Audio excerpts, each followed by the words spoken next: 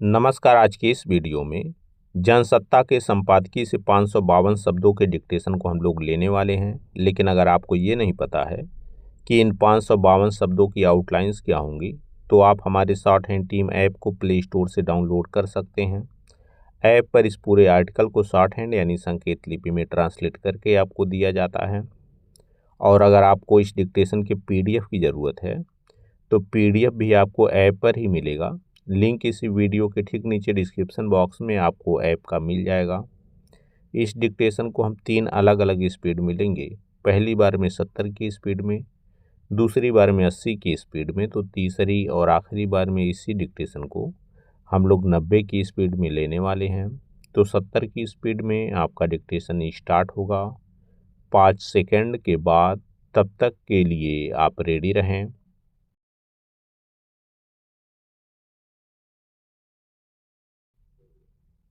Start. किसी भी आपराधिक वारदात में पीड़ित को न्यायपालिका पर भरोसा होता है कि उसे न्याय जरूर मिलेगा, मगर इंसाफ तभी मिल पाता है जब मामले की गंभीरता के मद्देनज़र जांच पड़ताल की जाए और अदालत में पुख्ता साक्ष्य प्रस्तुत किए जाएं।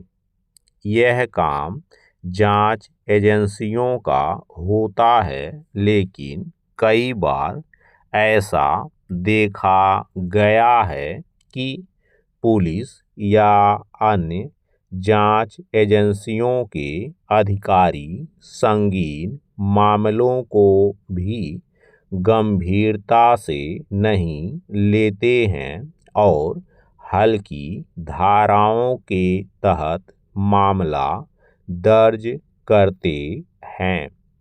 इसके पीछे या तो जांच अधिकारियों की लापरवाही होती है या फिर किसी बाहरी दबाव की वजह से मामले को कमजोर करने की मंशा छिपी होती है।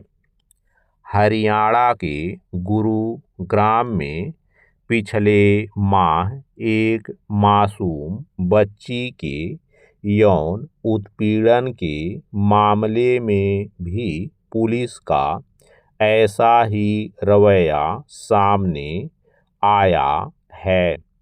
इस पर सर्वोच्च न्यायालय ने बुधवार को कड़ा संज्ञान लेते हुए पुलिस की कार्यप्रणाली पर गंभीर सवाल उठाए और मामले की निष्पक्ष जांच के लिए एक विशेष जांच दल गठित करने का निर्देश दिया।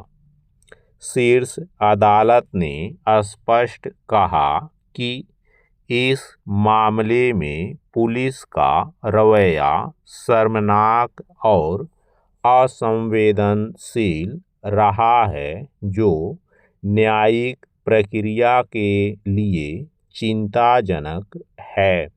पैरा। यह बात छिपी नहीं है कि सामान्य आपराधिक घटना में भी प्राथमिकी दर्ज कराने के लिए पीड़ित पक्ष को कई तरह की परेशानियों का सामना करना पड़ता है।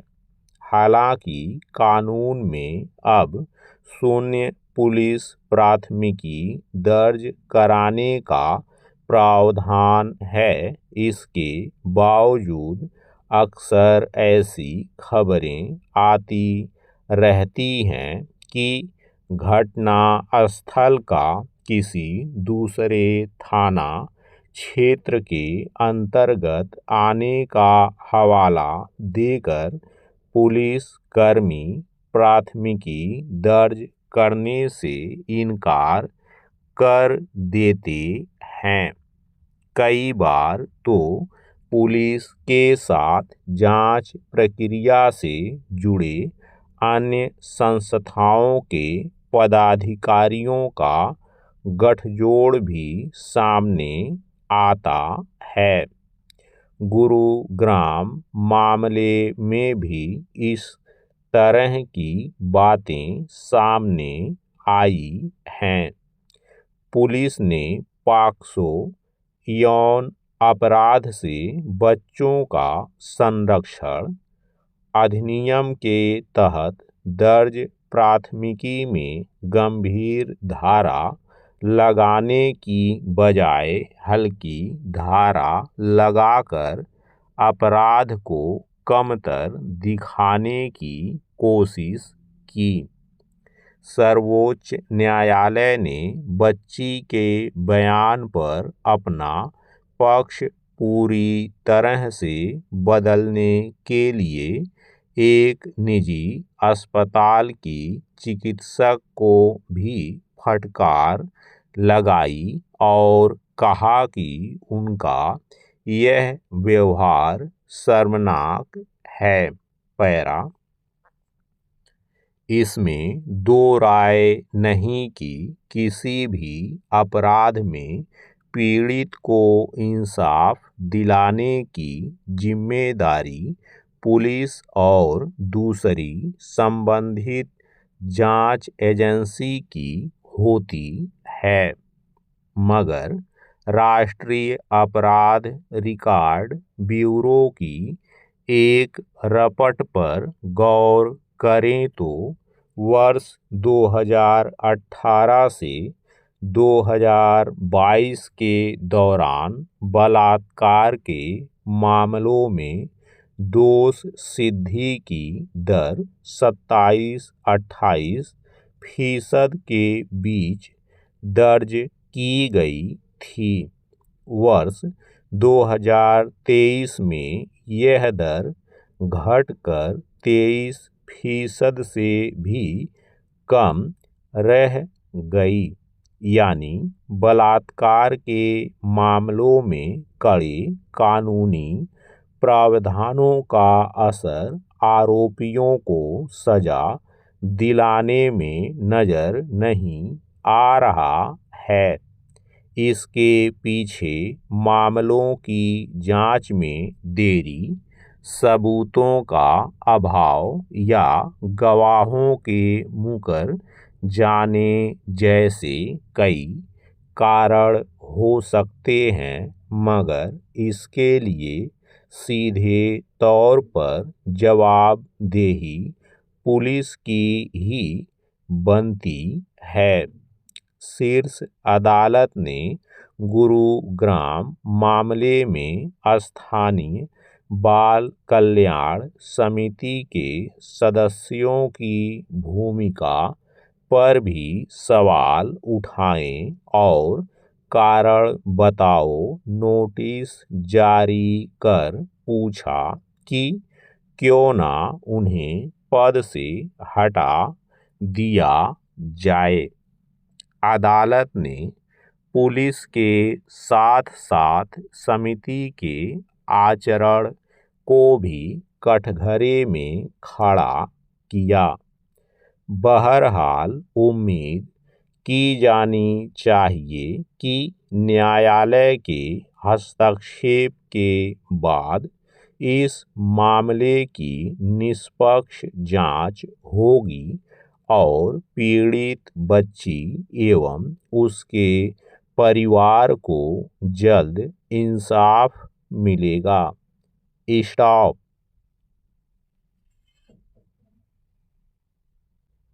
दोस्तों, इसी डिक्टेशन को दूसरी बार में हम लोग 80 की स्पीड में लेंगे और आपका समय स्टार्ट होगा 5 सेकंड के बाद। तब तक के लिए आप रेडी रहें।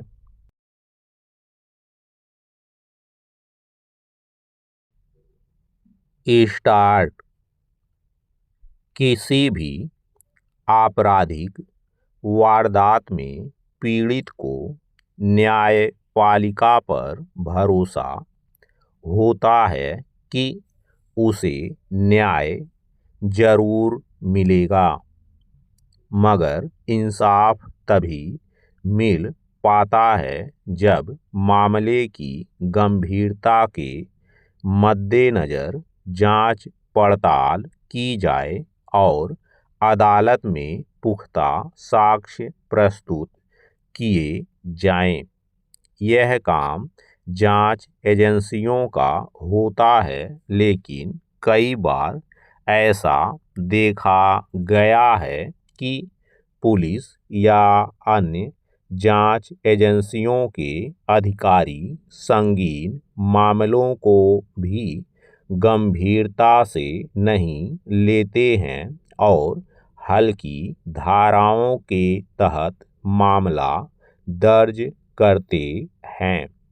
इसके पीछे या तो जांच अधिकारियों की लापरवाही होती है या फिर किसी बाहरी दबाव की वजह से मामले को कमजोर करने की मंशा छिपी होती है। हरियाणा के गुरुग्राम में पिछले माह एक मासूम बच्ची के यौन उत्पीड़न के मामले में भी पुलिस का ऐसा ही रवैया सामने आया है। इस पर सर्वोच्च न्यायालय ने बुधवार को कड़ा संज्ञान लेते हुए पुलिस की कार्यप्रणाली पर गंभीर सवाल उठाए और मामले की निष्पक्ष जांच के लिए एक विशेष जांच दल गठित करने का निर्देश दिया। शीर्ष अदालत ने स्पष्ट कहा कि इस मामले में पुलिस का रवैया शर्मनाक और असंवेदनशील रहा है, जो न्यायिक प्रक्रिया के लिए चिंताजनक है। पैरा, यह बात छिपी नहीं है कि सामान्य आपराधिक घटना में भी प्राथमिकी दर्ज कराने के लिए पीड़ित पक्ष को कई तरह की परेशानियों का सामना करना पड़ता है। हालांकि कानून में अब शून्य पुलिस प्राथमिकी दर्ज कराने का प्रावधान है, इसके बावजूद अक्सर ऐसी खबरें आती रहती हैं कि घटना स्थल का किसी दूसरे थाना क्षेत्र के अंतर्गत आने का हवाला देकर पुलिस कर्मी प्राथमिकी दर्ज करने से इनकार कर देते हैं। कई बार तो पुलिस के साथ जांच प्रक्रिया से जुड़े अन्य संस्थाओं के पदाधिकारियों का गठजोड़ भी सामने आता है। गुरुग्राम मामले में भी इस तरह की बातें सामने आई हैं। पुलिस ने पॉक्सो यौन अपराध से बच्चों का संरक्षण अधिनियम के तहत दर्ज प्राथमिकी में गंभीर धारा लगाने की बजाय हल्की धारा लगाकर अपराध को कमतर दिखाने की कोशिश की। सर्वोच्च न्यायालय ने बच्ची के बयान पर अपना पक्ष पूरी तरह से बदलने के लिए एक निजी अस्पताल की चिकित्सक को भी फटकार लगाई और कहा कि उनका यह व्यवहार शर्मनाक है।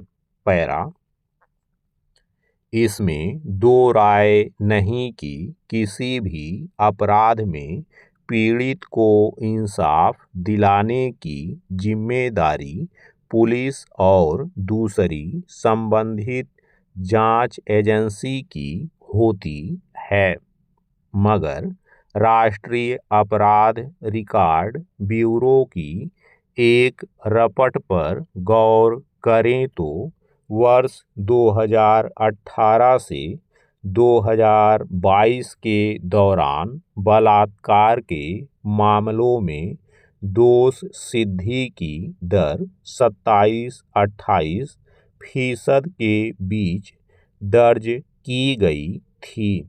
वर्ष 2023 में यह दर घटकर 23% से भी कम रह गई। यानी बलात्कार के मामलों में कड़े कानूनी प्रावधानों का असर आरोपियों को सजा दिलाने में नजर नहीं आ रहा है। इसके पीछे मामलों की जांच में देरी, सबूतों का अभाव या गवाहों के मुकर जाने जैसे कई कारण हो सकते हैं, मगर इसके लिए सीधे तौर पर जवाबदेही पुलिस की ही बनती है। शीर्ष अदालत ने गुरुग्राम मामले में स्थानीय बाल कल्याण समिति के सदस्यों की भूमिका पर भी सवाल उठाए और कारण बताओ नोटिस जारी कर पूछा कि क्यों ना उन्हें पद से हटा दिया जाए। अदालत ने पुलिस के साथ साथ समिति के आचरण को भी कटघरे में खड़ा किया। बहरहाल उम्मीद की जानी चाहिए कि न्यायालय के हस्तक्षेप के बाद इस मामले की निष्पक्ष जांच होगी और पीड़ित बच्ची एवं उसके परिवार को जल्द इंसाफ मिलेगा। स्टॉप। दोस्तों, तीसरी और आखिरी बार में इसी डिक्टेशन को हम लोग 90 की स्पीड में लेंगे और आपका समय स्टार्ट होगा 5 सेकंड के बाद। तब तक के लिए आप रेडी रहें।